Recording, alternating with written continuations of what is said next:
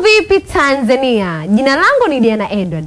Nina umri wa miaka 18. Ni msichana wa Kimasai. Mimi sio misi tu, lakini nina kampeni yangu ya kupiga vita mila potofu kama vile unyanyasaji wa wanawake, ndoa za utotoni pamoja na ukeketaji. Lakini kwa kuanzia nimeanza na jamii ya Kimasai, Tanzania na baadaye Afrika kwa ujumla.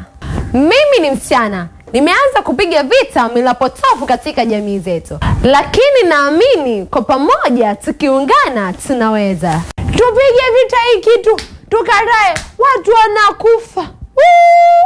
Tuseme hapana kwenye ukeketaji, ndoa za utotoni, unyanyasaji wa wanawake. Maana tukiungana kwa pamoja tunaweza. Tuokoe hii jamii. Together we can save our people.